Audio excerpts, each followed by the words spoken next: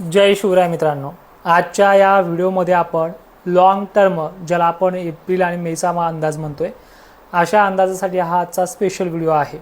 मित्रांनो, सध्या या फेब्रुवारी महिन्यात जो चालू आहे हा पाऊस हा किती दिवस राहील हा प्रामुख्याने सतत विचारला जाणारा जो काही प्रश्न आहे याचंही उत्तर ह्या व्हिडिओमध्ये आहे।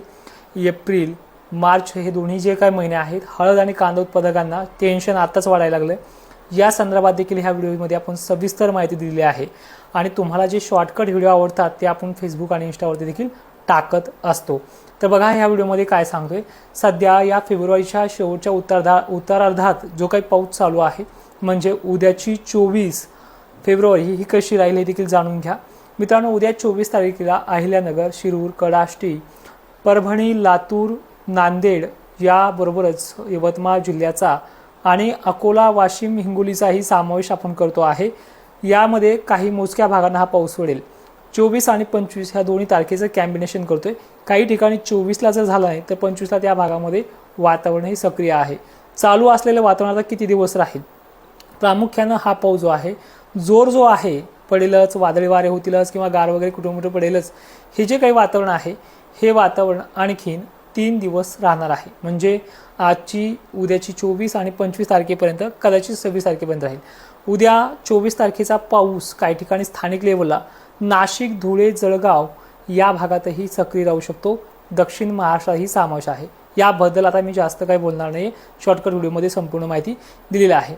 प्रामुख्याने हे वातावरण 26, 27, 28, 29ला फक्त ढगाळलेलं राहील। स्थानिक लेवलला ढगाळ राहील।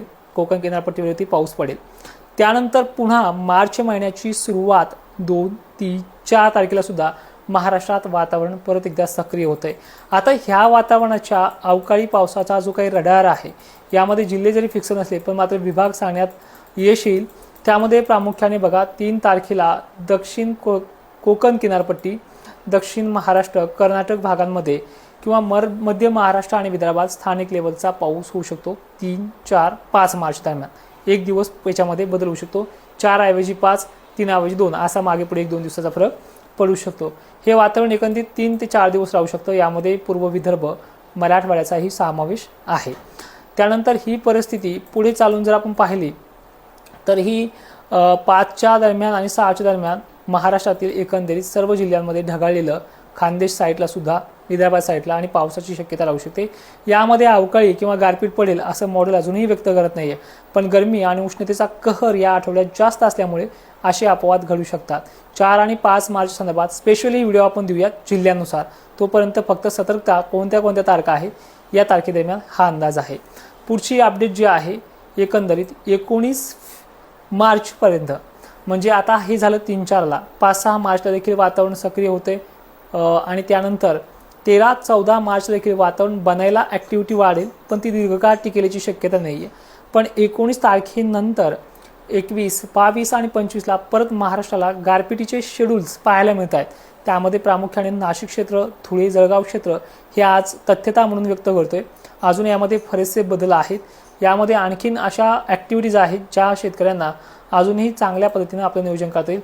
पण हळदभात उत्पादक शेतकऱ्यांना विनंती आहे, एक चांगला 15वाडा किंवा एक आठवडा तुम्हाला मिळू शकतो 4 आणि 5 मार्च नंतर। त्याबद्दल आपण फेसबुक, इंस्टालाही स्पेशल व्हिडिओ बनवू शकतो। पण जिल्हे आजच्या या व्हिडिओमध्ये सांगता येणार नाही, तारखा मात्र ध्यानात ठेवा। त्यानंतर परिस्थिती आपण पाहू शकतो की महाराष्ट्रामध्ये आता आपण पाहिले मार्च महिना एकंदरीत धुलीवंदन म्हणलं की वातावरण वगैरे बिघडतं आणि मॉडेलही ती तारीख व्यक्त करते। तर पुढे 19 तारखेनंतर देखील वातावरण आपण सांगितलेलं आहे, 19 मार्च नंतर देखील, तर त्या मार्चचा प्रादुर्भाव देखील आपल्याला पाहायला मिळतोय। ते झाल्याच्या नंतर 19 आणि 26 मार्चच्या नंतर हा पाऊस परत 6 तारखेला गारपीट शेड्यूल परिस्थिती निर्माण करू शकतो। एकंदरीत टप्पे पाहू शकता, 4 मार्चच्या आसपास, परत 19 मार्चच्या नंतर आणि 15-16 मार्चमध्ये 3 टप्प्यामध्ये वातावरण आहे। यामध्ये मार्च महिन्यातही सर्वदूरची व्याप्ती नाही आहे। सर्वदूरची व्याप्ती अवकाळी नसतेच पहिली गोष्ट, पण आता जे चाललंय हे 10 ते 20% आहे, ते तुम्हाला मागेही सांगितले। पण त्यानंतर सुद्धा यामध्ये टक्केवारी कालांतराने वाढणार आहे। ढगाळ परिस्थिती आणि अचानक येणाऱ्या वातावरणाचा हा पडसाद उमटू शकतो। 6 एप्रिल हा पहिला आठवडा जो आहे तो सुद्धा असाच खराब आहे। यामध्ये दक्षिण महाराष्ट्र, कोकण किनारपट्टी, सांगली, सोलापूर, अहिल्यानगर, बीडचा समावेश होऊ शकतो। नांदेड पट्ट्याचाही मार्च ऐकला असेल तुम्ही मागच्या 2 ओळीमध्ये, तर एप्रिल समजून जा। एप्रिल महिन्याचा हा अंदाज सांगतोय। एप्रिल महिन्यामध्ये अवकाळी किती काळ टिकू शकतो हे देखील आपण प्रामुख्याने पाहणार आहोत. एक फोन मी कट करतो. पहिली गोष्ट,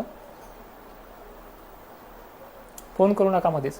त्यानंतर परिस्थिती एप्रिल महिन्यामध्ये ही 16, 17, 18, 19, 20, 21, 22 ही अशी सुद्धा आहे. त्यानंतर परिस्थिती एप्रिल महिन्यामध्ये परत 8, 9 एप्रिल अशी सुद्धा राहणार आहे. 14 एप्रिल सुद्धा आहे आणि 17, 18 एप्रिल सुद्धा आहे. म्हणजे एकंदरीत एप्रिल महिना तुलनेने मार्चपेक्षाही जास्त राहण्याचा अंदाज आहे.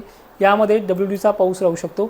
आणि विषय विनंती, मे महिन्यासाठी मे महिन्यात गारगुडीचं प्रमाण पहिल्या 2 आठवड्यामध्ये कमी दिसतंय आणि रोहिल्या नक्षत्रामध्ये वाढताना दिसते. मान्सून संदर्भात मान्सून 2026चे रिपोर्ट अनेकांचे आलेत. आपला रिपोर्ट मात्र मध्यस्थी घेतोय. म्हणजे पाऊसमान भलेही कमी आहे, पाऊसमान कमी राहतं सुद्धा आहे. 2025 म्हणजे मागील वर्षातसुद्धा मान्सूनची ताकद ही वाढली, पण कधी वाढली? परतीच्या मान्सून नंतरच वाढली. तर त्या मान्सूनची ताकद गेल्या 10-20 वर्षाचा, काही ठिकाणी 40 वर्षाचा रेकॉर्ड तोडलाय. त्या सालाबरोबर तुलना मागच्या 10 वर्षाची होऊ शकत नाही. मग गेल्या वर्षीपेक्षा पाऊसमान कमी, मग गेल्या वर्षीच्या अगोदरच्या वर्षी इतका आहे ना, असं बरेच जण म्हणतात. मग गेल्या 2024ला दुष्काळ होता का? 23ला ही दुष्काळ सदृश्य परिस्थिती, हा तर कोरडा दुष्काळाचे अनुमान यायला लागलेत. आता मागील 2-3 आठवड्यापासून अंदाज मध्यम पाऊस सांगतात, कधी जास्त सांगतात. मान्सून चांगला आहे सांगतात, काही कोरडा आहे, संकट आहे, पाणी वगैरे त्यांचाही पाण्याचं बचत करा. पाण्याची बचत करायला पाणी हे वापरावंच लागतं. आणि विषय आहे की पाणी त्या लेवलला वापरू नका ज्या लेवलला पुढे आहे, कमी आहे. जून आणि जुलै या काळामध्ये मान्सून हा दरवर्षी कमीच राहतो. परतीचा पाऊस दरवर्षी आपल्याला टाळतो. एक्झॅक्टली त्याच कंडिशनमध्ये रिपोर्ट निघत आहेत. खरा आणि ॲक्च्युअल टक्केवारी सांगणारा रिपोर्ट जो आहे तो आपला रिपोर्ट 5 मार्चला येईल. 5 मार्चचा रिपोर्ट आपण आपल्या ॲपशिवाय दुसरीकडे व्हायरल करणार नाही आहे. आणि 5 मार्चला दिलेला रिपोर्ट आपण त्यानंतर 15 मार्चला व्हायरल करू शकतो. पण पहिले 10 दिवस ॲपच्या नंतर रिपोर्ट येईल याची गॅरंटी देत नाही आहे. आता विषय विनंती अशी आहे, थोडक्यामध्ये आता जे काही बोललोय ते समजून घेण्यासारखं आहे. म्हणजे हा जो चालू आहे फेब्रुवारी महिन्याचा पाऊस 3 दिवस जास्त जोर आहे 26 पर्यंत, नंतर 2-4 दिवस कमी होईल, परत 4-6 मार्चला तो वाढेल. म्हणजे परिस्थिती जिल्ह्यानुसार वेगळी आहे, त्याबद्दल तो व्हिडिओ देणारच आहे. पण त्या तारखेला सुद्धा पाऊस आहे. त्यानंतर 19 मार्च नंतर जे काही 22-23 या तारखा आहेत यासुद्धा 25 तारखेच्या आसपास परत अवकाळी आहे. या अवकाळीनंतर पुढचा एप्रिल महिन्याचा अवकाळी जो आहे तो 6 एप्रिलच्या आसपास येऊ शकतो. एकंदरीत पहिला आणि शेवटचा आठवडा हा टार्गेटवरती आहे महाराष्ट्राच्या अवकाळीच्या शेड्यूलमध्ये. त्यानंतर आणखीन काही प्रश्न राहिले असतील, आणखीन काही अंदाज हवे असतील तर कमेंटमध्ये करा. आणि आपला लाखाचा टप्पा सबस्क्रायबरच्या तुलनेने आपण पार करून द्या. नक्की सगळ्यांचे आभार व्यक्त करेन. जय शिवराय, धन्यवाद. आणि जाता जाता एवढंच सांगेन, सारख्या कमेंटमध्ये आपले जिल्हे नक्की टाकत चला. ज्या जिल्ह्यातनं आपण जास्त पाहता त्या जिल्ह्याकडे माझं लक्ष जास्त आहे. जय शिवराय, धन्यवाद.